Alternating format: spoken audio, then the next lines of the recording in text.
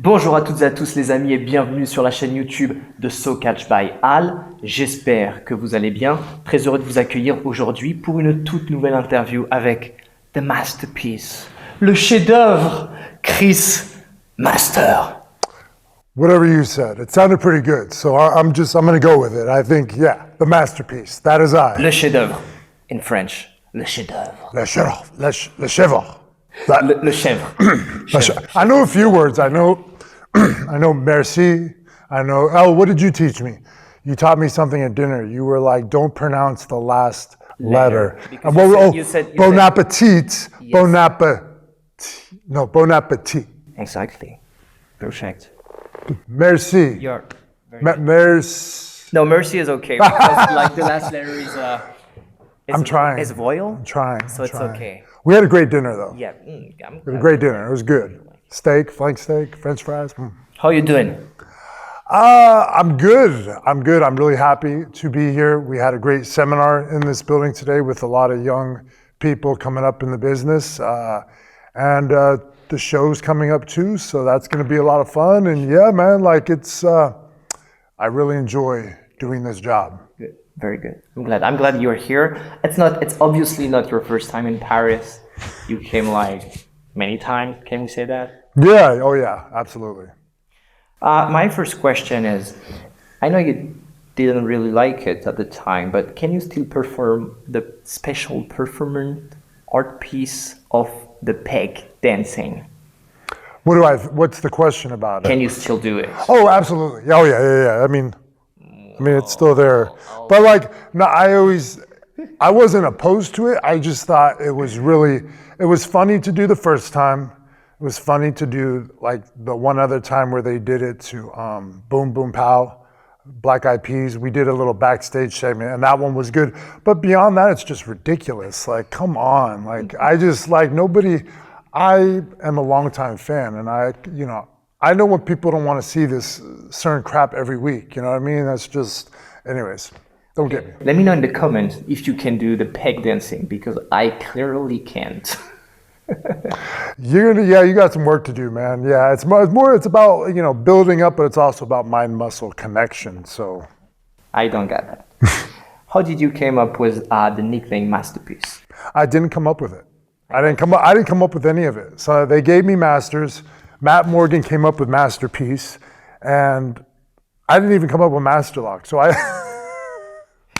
I bear no responsibility for any of my stuff at all, besides just being the actual product of all this. But it was really cool for me that all of that kind of fell together the way it did. Because again, growing up loving professional wrestling, you always kind of fantasize and wonder like, oh my gosh, what's my theme music gonna be? What's my nickname? What's my gimmick? What's all of those little things you always wonder. And then not everybody gets that, but for me, it all fell into place real quick. It just started with changing my name to Masters in OVW.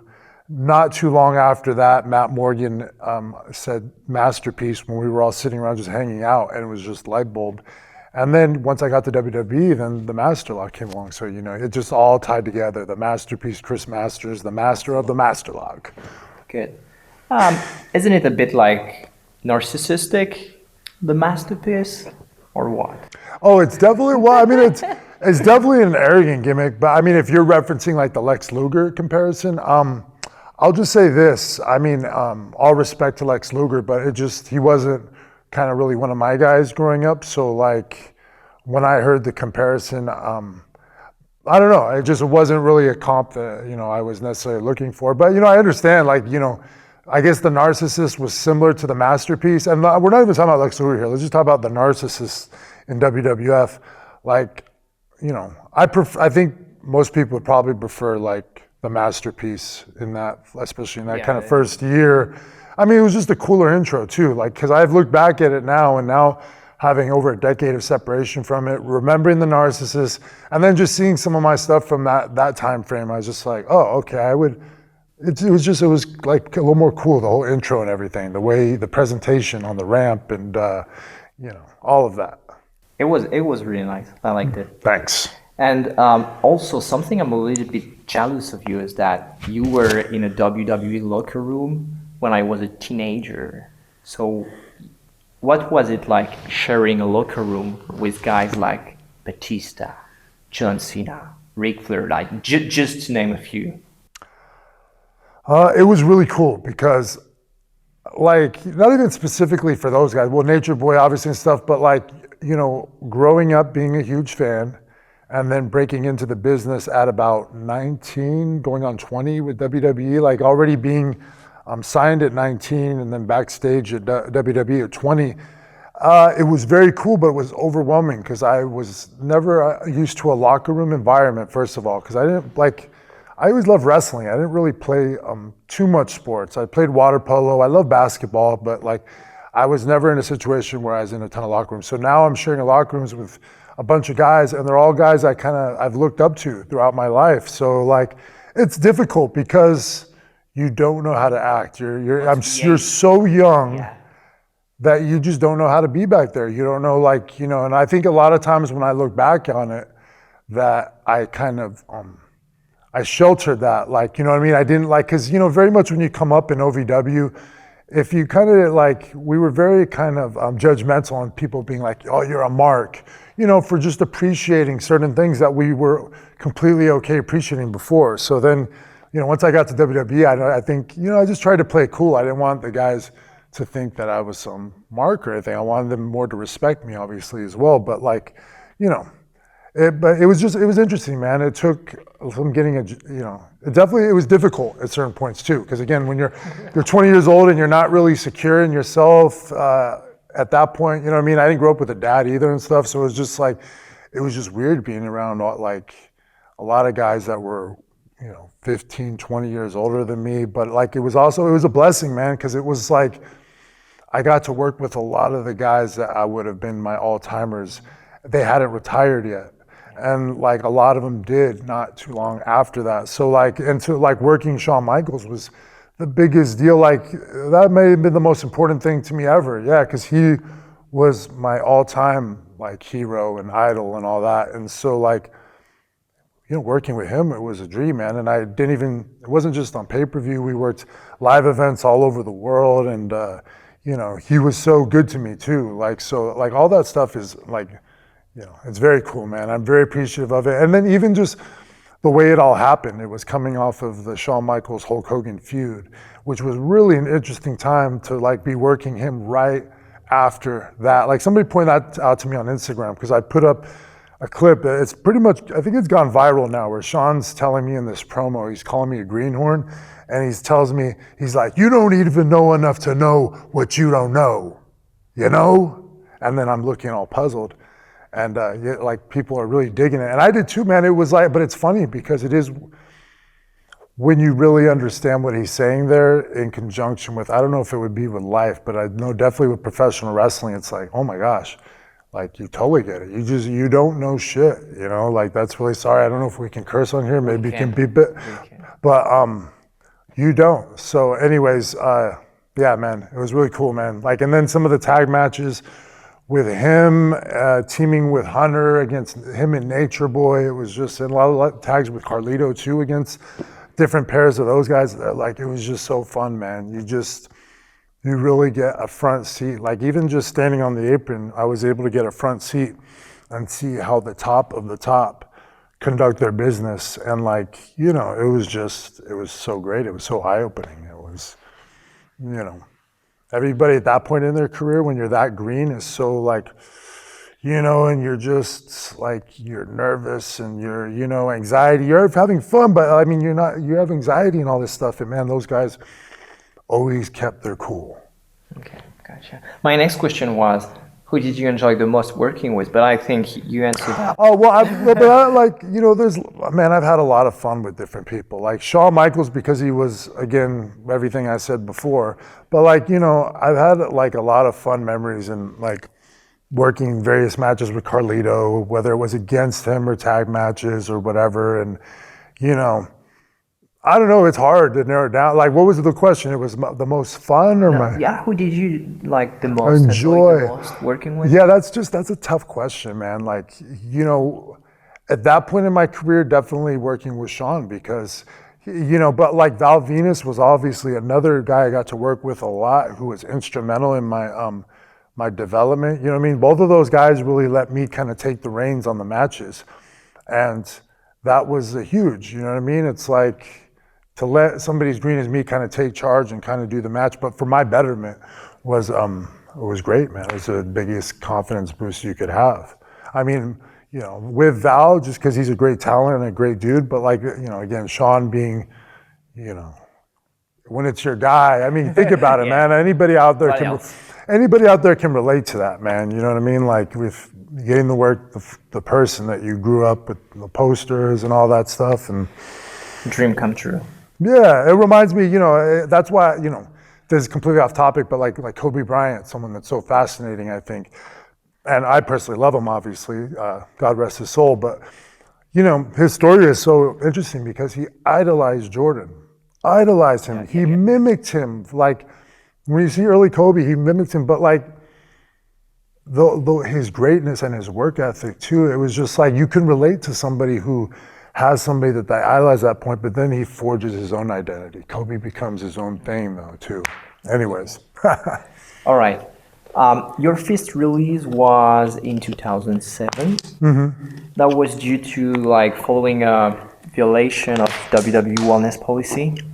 What happened at the time? Can you share something? Oh man, I just, you know, at that point in my life, you know, I had gone to rehab a few months prior to that. Like I had just fallen into what like a lot of guys did in the business, like pain medication. And it's like a big problem now in America still. I mean, it's probably, you guys have done a lot better here in Europe because you don't have a lot of that stuff. But in America, the pharmaceutical industry is very much a powerful force. And it's not to say, I'm just saying that like, you know, a lot of people got exposed to the painkillers, which are opiates, and you know, they're very easy to get addicted to them. We've lost a lot of people in pro wrestling. We've lost a lot of people. Just now, it's not even a pro wrestling problem. It's an America problem. It's, you know, I don't even can imagine what the statistics are. But like, yeah. So I was going through that back in that point, and but the thing is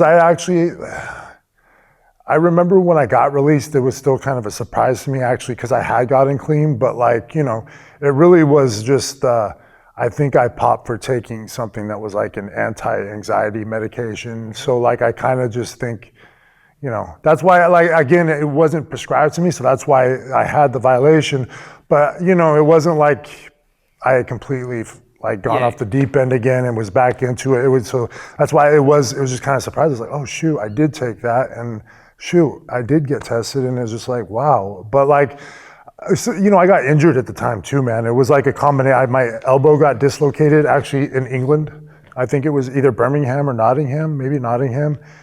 And so like, yeah, it was just like an avalanche there. I got hurt. I had to go back to America, and then I got that news maybe a week later. So, I mean, you know, it was tough, but I always was confident that I would go back. Okay. I just, you know, it was just one of those things where, okay, it happened, and I was like, oh, wow. And you know, I just knew, I was like, all right, well, let me go in the Indies for a while and let me just, you know, go on with my life and just, well, we'll get back. Like, maybe I have a feeling I'll get back to there, but like, let's let life unfold. So how does this test actually works? Like, is WWE checking randomly or? Yeah. I mean, I don't know what it is now, but you can't really argue with the fact that you don't. When I came into the business, there was still that problem. And, you know, it wasn't like everybody, but it was enough to where it was an issue. And like, you can even look at that time frame and look at the people we lost. And so, like, you know, there was a certain point, it was initiated, like they started the whole thing. It was after like Eddie Guerrero and then Benoit.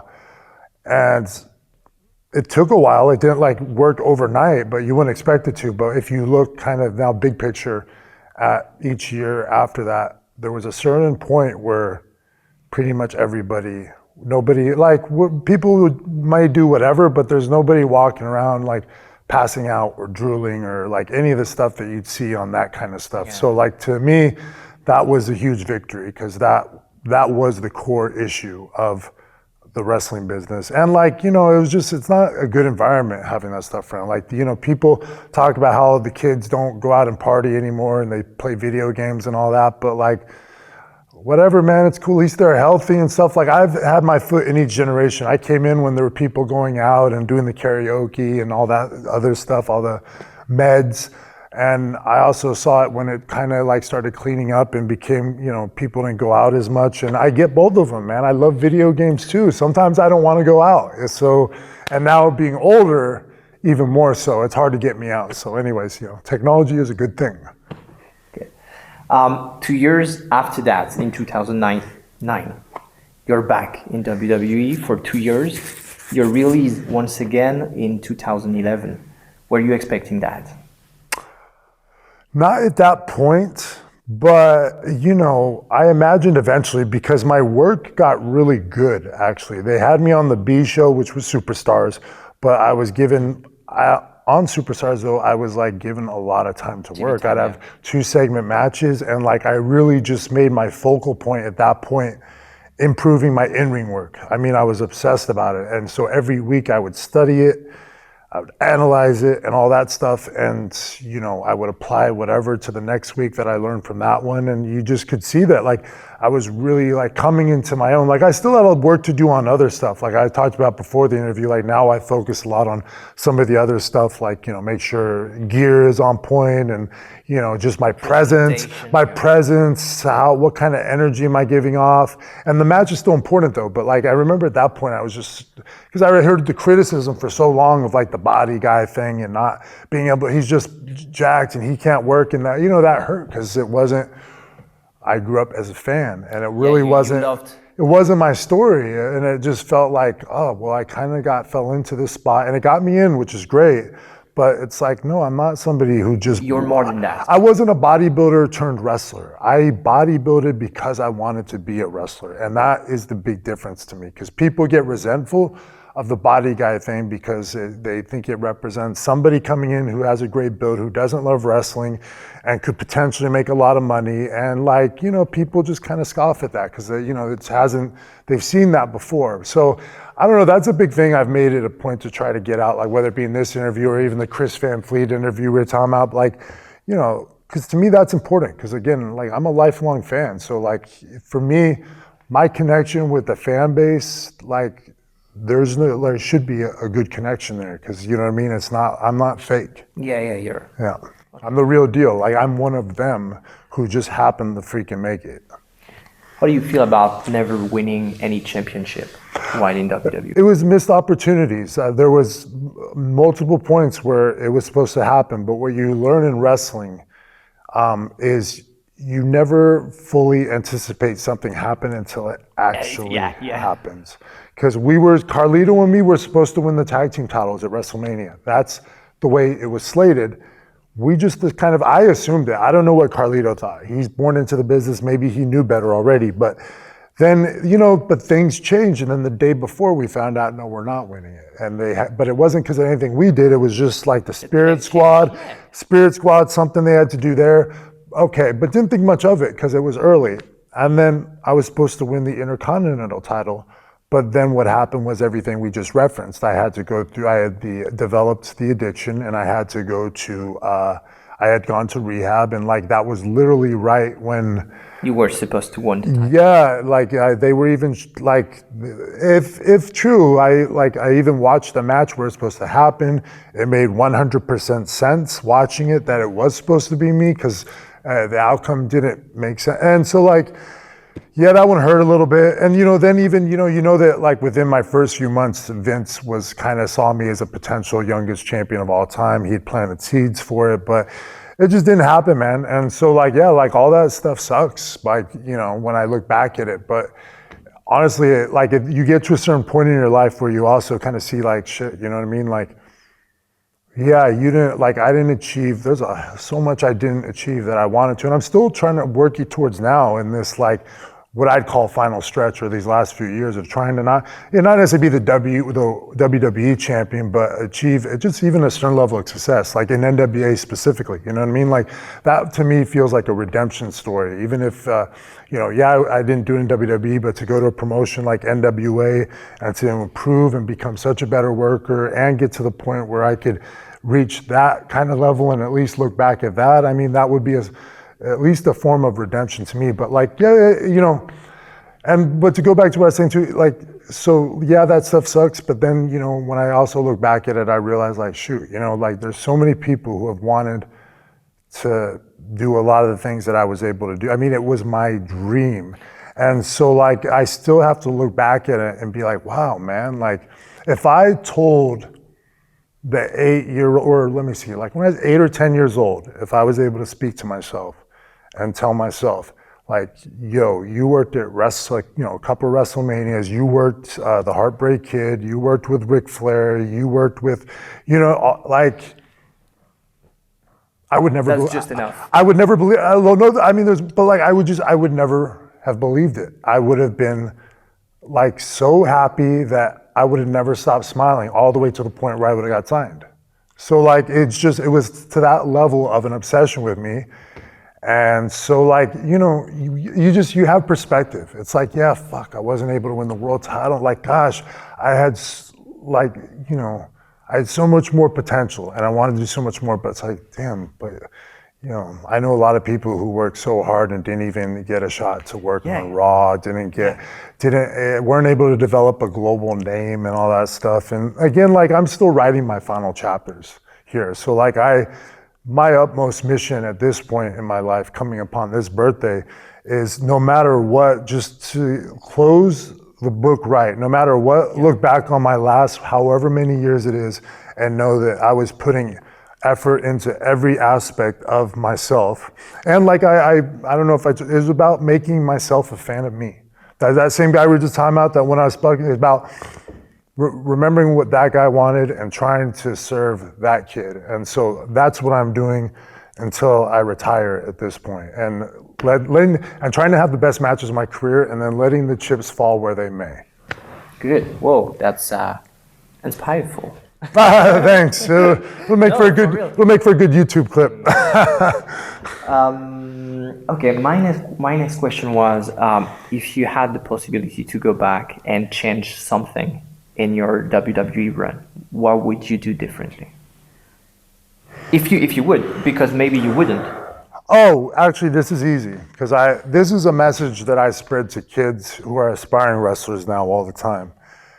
So my whole goal in life, and now we've kind of laid the groundwork out for this perfectly. We know what my whole goal in life was. So I made that decision, and it's a beautiful thing. Knowing what you want to do is a beautiful thing. Like, that's so difficult for some people. But what happened is then I made it was my obsession. And then my whole idea was I want to get in as young as possible. Like I know what I want to do and I'm working towards that.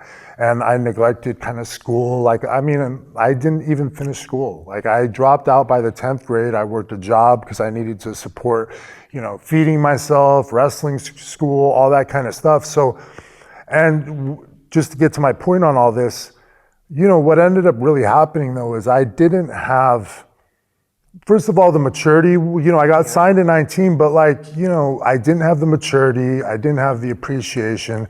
I didn't have a good understanding of money yet. And also like with school, what I found now, and since then, like just last year, I went back and I finished math, literature, history. So like, and I don't even really feel like I need it. I just wanted it. But my whole point is like, you know, even if you don't feel like you need that stuff for your profession, what I find is there was like, you know, there's life skills that you acquire in going to school. Like, so like I would have been, when I talk to kids now, I tell them like, okay, cool. You want to be a professional wrestler, you know, just finish school. Don't like, be like me. Don't like, go through the necessary steps in life and, you know, and don't like completely, you know, discount college. I'm not saying you have to go to college either. I'm just saying for me, I didn't go to college. I didn't finish high school. I was just like, I know what I want to do. I need to wrestle. What do I do to get to that? And it would have just served me better to know all that stuff. Cool, but go through, like, finish school. Do the things you need to do and focus on that at whatever designated time, you know, 21, whatever. Okay, good. So back to your WWE career. You left WWE in 2011, and you never came back since then. Why?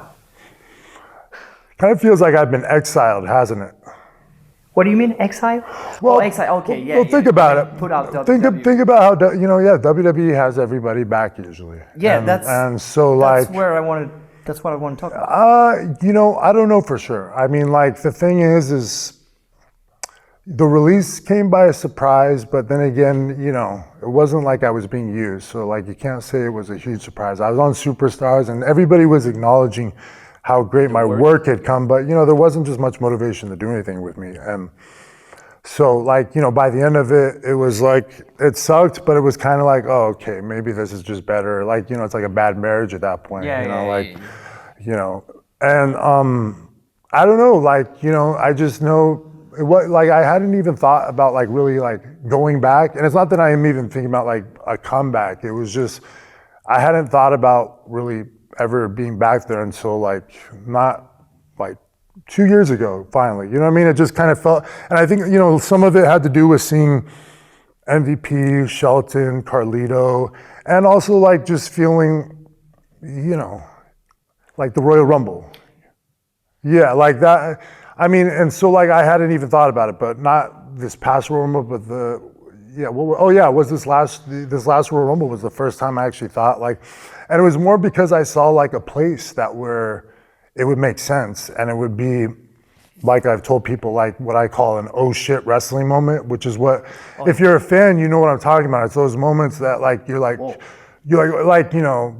Lashley's in the ring, 10, 9, 8, and then the countdown hits and you hear the OG theme and like, it was just the moment that like, oh my God, this is actually gonna happen, Hurt Lock, Master Lock. So, that's one thing I've stressed a lot is because I some people think I've never petitioned. I didn't start petitioning until that point, until I saw like, oh, here's a cool place.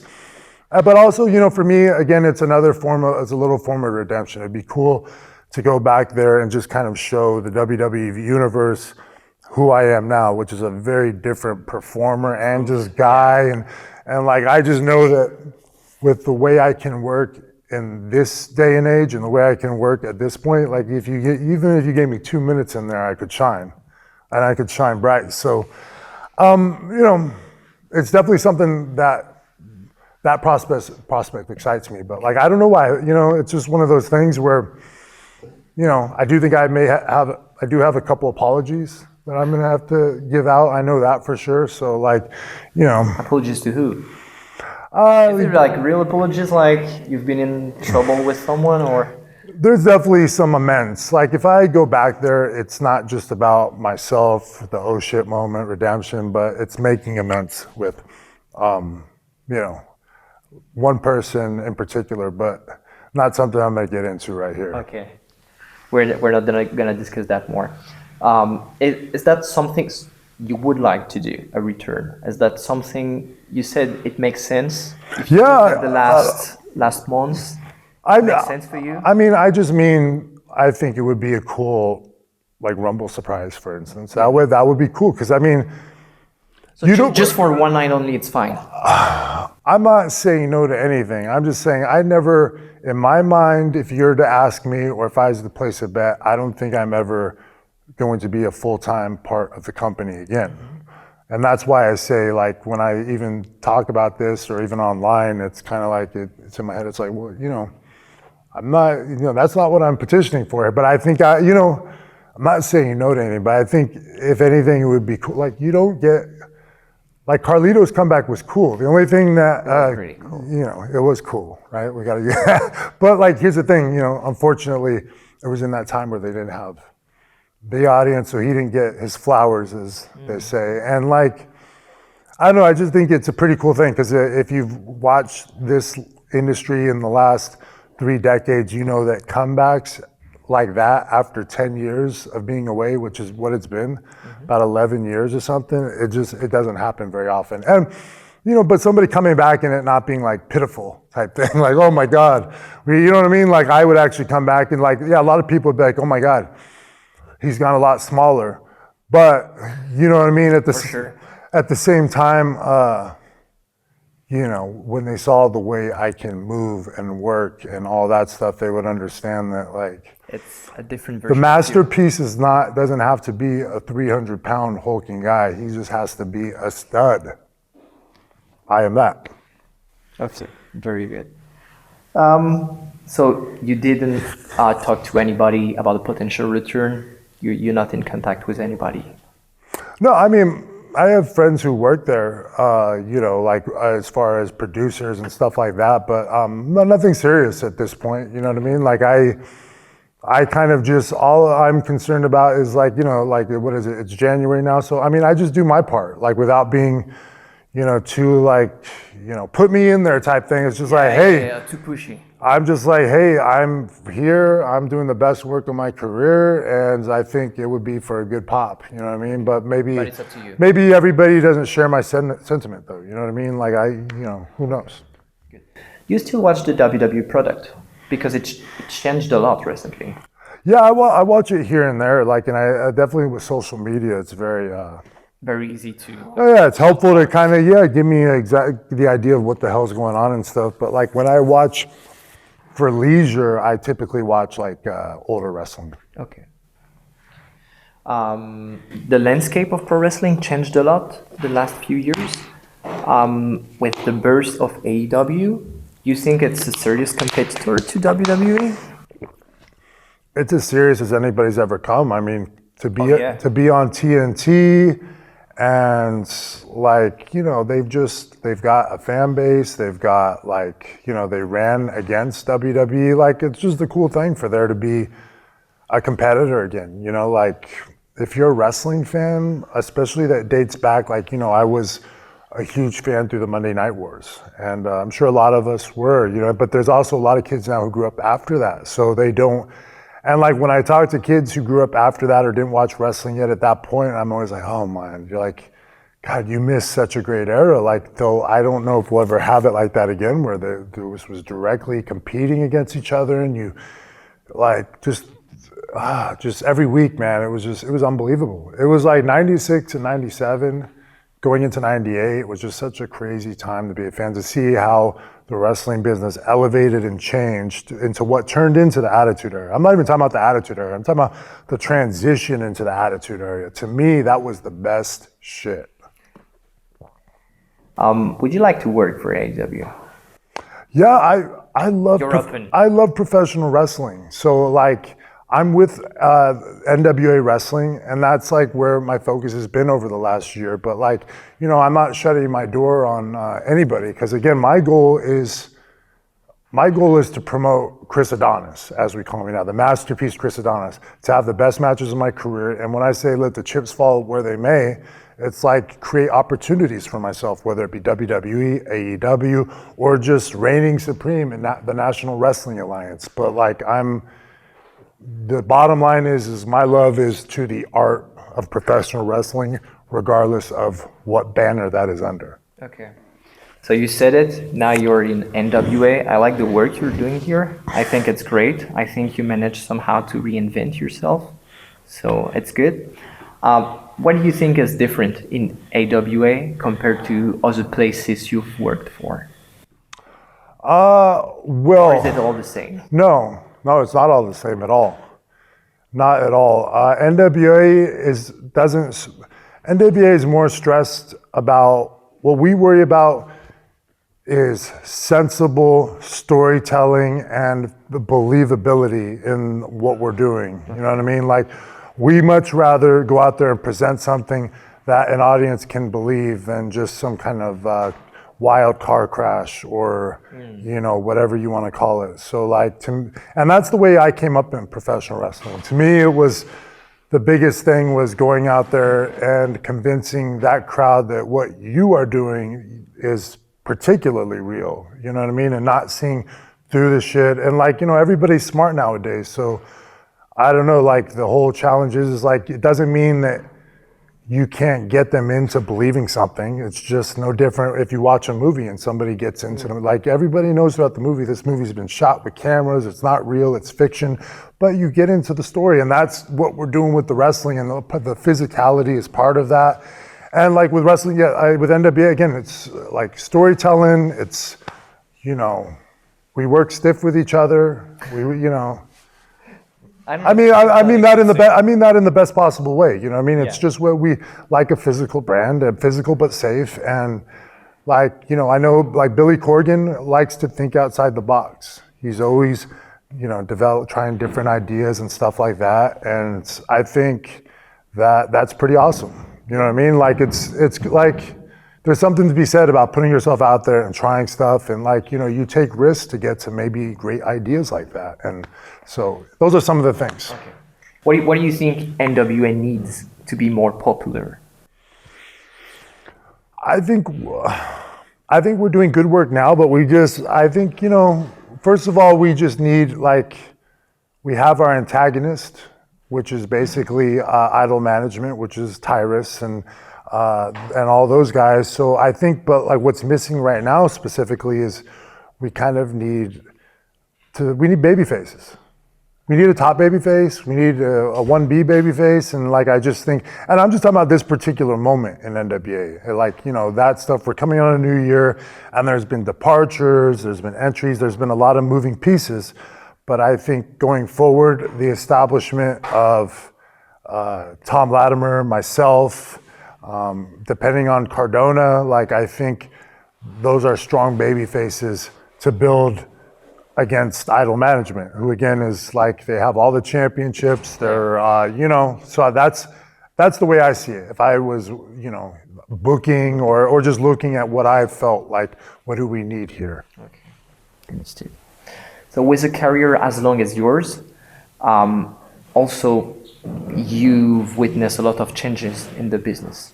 What is your view? What do you think about like the new generation of pro wrestler coming in? Because you're from the previous generation now. Well, I mean, it goes back to what we were just talking about. I think some of the pro wrestlers of today, they kind of look at it like everybody's smart, so we don't have to kayfabe at all anymore. And I just think that's mistaken. You know, that's not like, I agree with you. Yeah, like, so, but that just applies even to like the work style. It's like, it's great to do flashy stuff and cool high spots, but like, you know, the in-between stuff still has to be on point. You know, you go out there and you're throwing weak punches, and to myself or any of the greats, you've already buried yourself. Because that's an aspect, there's no compromise on that. Gotcha. You said it, you're in the last chapter of your story, of your book. Did you ever think about what you would like to do after pro wrestling? I mean, I have various ideas. I'd love to do, like, I grew up in Los Angeles. I mean, I would like to do some kind of like commercial work and stuff like that. But like, honestly, really what I'm looking at more as of lately is things I can do. To be in this business now 20 years and acquire as much knowledge as I've had and be in as many matches, it makes me think of like, okay, what other things can I do to contribute to the business after pro wrestling? So like in my head, I've thought like, okay, maybe I can look into producing as far as matches or just the other aspects of it, whether it be trading, like, you know, I've thought about a school a few times, Maybe but opening a school. Yeah, it's not my most favorable idea. I mean, I'd rather run seminars all over the world, to be honest. But I mean, you know, like, because I've heard some of the complications with running schools, and it's a difficult thing for me to like, I love coming here and doing a seminar the way I have, but to do it as like, oh, let me open a school and it be my school and all that. Run it from like start. Yeah, that doesn't sound that fun. So, but you know, definitely, I've always loved, especially as of late, like when I'm going over a match with somebody, and also like having a producer, there's another brain to come in, like, and like, I enjoy that part of it, the creative aspect of putting things together and making sense of shit, because that's kind of another thing that a big thing we stress, anybody that's come up along with me in terms of OVW and all that, it's, you know, psychology is everything. If it doesn't make sense, then take it the fuck out. It doesn't matter, like, yeah, like the move doesn't matter. It has to make sense. So anyways, so that would be a fun thing for me. Cause like, again, I don't have it all figured out myself. So that's why it's fun to grab other people and kind of like debate, like, hey, I'm thinking this and this, but how do you see it? Do you see one better than the other? And like, why? And then it's more about like, it's not about anybody having like, oh, somebody has so much more knowledge, unless of course you have one of the goats or something in there. But it's just about like, you know, hearing the rationing, like talking about like, oh, well, why is that better? And oh, because it makes more sense because of this. Yeah. It makes sense. So no wrestling school. Not your favorite option. Never say never. I don't know. Okay. And what about turning into an actor? Because I can easily see you in like doing movies. You have the. I think, like, you know, my mom has pushed me to do that forever. And again, I did. Should listen to your mom but more. I did do it. I've done commercial work. I've done acting work and stuff. But again, like wrestling has always kind of like taken my. I don't know, But man. after wrestling. Yeah, but that's what I'm saying. Like, it would definitely, like, the thing is will I be too old at that point? Like, I guess there's some roles I can do, but like, I don't know. Like, Clothes, I don't know. I don't know. Like, I have to look for something in that time of realm of work. Like, I definitely am not somebody who can kind of, I don't think I could do a regular gig. So like, it would have to be performing in some aspect because that's fun for me. And, you know, like passion is everything, you know, but like passion just has to come first. If you want to live a long, or not necessarily a long, but like if you want to live a fruitful life that you enjoy and you're happy every day, then choose a work that you have passion for. And you never have to work a damn job. And people say that, like, and yes, you do work, but like you understand what they're saying. Once you've been in it, you understand. It's like, oh yeah, but it's like, man, I mean, the work you like, you enjoy doing. So it's not like, and it's not even about like, it's like you literally have fun doing it. Like the travel and stuff is, it's a lot of work and all, it's a lot of travel and all that, but damn, like, you know, what the hell, you see the whole world pretty much. I've seen most of the world, and that's usually on people's bucket lists, and I have it done, you know, this early in life, so I don't know. I'm gonna have to jump out of some planes or something, I guess. Okay, last question of this interview. Let's imagine that the you from now can go back to the past and give a piece of advice to the you from the past. What would you say to you? What advice would you give to you? It's gonna be the most cliche shit ever. I'm used to ask this question in almost every interview. It's always cliche. But we already covered one of it, but it's like two simple things that you were told as a kid. It's like, one is stay in school, like we already talked about, and say no to drugs, which we already talked about. You know what I mean? Like, just through my experience, there was two things. Like, the drugs can be very derailing to a person. Even if you feel like you're handling your business and doing things, like when I look back at that point in time, I was never my best self. When I went through that, like, yeah, I was me and I was doing what I was doing. I was still wrestling or whatever, but I was never and that was another thing that led me like into this version of myself. It's like, man, you spent so many years not being your best self. It's like, how about you try not doing that? Okay. And so, like, you know, and then the school thing, we went through it, man. It was just about of course. acquiring the life skills, the maturity, learning a little bit, just learning more before just jumping into it, especially in an atmosphere like that. Because, you know, we talked about it a little in the good things, but like an atmosphere like that is just, it's a difficult thing to come into at 19, you know, when you look up to all these guys. That's so like, pressure. Yeah, and like, so I mean, honestly, it would be very easy. Yeah, I would just go right back. I would grab my younger self and tell him, hey, do this and this, and you'll be cool. Like, honestly, and like, I would feel very confident in my mind passing that info on, that like, oh, he's gonna get his business handled. And that's why I look at a guy, you know, I have a lot of love, just real quick, for a guy like Austin Theory, who I've hung out with and met, who's a good kid. He feels like a little brother, but when I look at him and I talk to him, like, I see some of myself in him, but I also see like a guy who's like very much who I was before all that stuff. Like, he's clean and he's like, he takes care of himself and he doesn't do anything to harm his body in terms of like alcohol or anything. And I'm just like, man, like, and I told him, I'm like, man, just keep that mindset. Just keep that, because like, you'll be able to do a lot of the things that I wasn't able to just because of that stuff. Do you think you'll last longer in WWE with this piece of advice? Oh, are you kidding? Like, are you kidding me? That's what I'm saying. I'm like, but I would pass this information along and the sky would be the limit if I would have taken the advice. Because I mean, I just wouldn't have been distracted by nonsense. I would have been a better version of me, and you know, like, I would have been more mature. Thank you. That's the end of the interview. Thank you very much. I feel like you shared a lot of positive vibes. Also, we get to know you a little bit more. like behind the character. I like this. So thank you very much for taking the time. Thank you. I look forward to seeing this. Yeah, it's Online? gonna be with French subtitles. It's gonna be. Lovely. Merci beaucoup, Chris. High five. Oh, you no, let's do a high. I like that. It's pretty On se funny. retrouve très bientôt, les amis, sur la chaîne vidéo, sur la chaîne YouTube de So Catch by Al. Merci à Chris. Thank you very much once again, Chris. Les amis, n'oubliez pas, likez la vidéo, partagez la vidéo et bien évidemment, abonnez-vous à la chaîne. On se retrouve très bientôt. Des petits bisous pour tout le monde. À ciao, ciao. Bye bye. Et puis on n'oublie pas, comme d'habitude, on se donne rendez-vous sur la chaîne AB1 pour Raw tous les mercredis à 20h50 et SmackDown tous les samedis à 20h50 en compagnie de Christophe Ejus et Philippe Chéreau.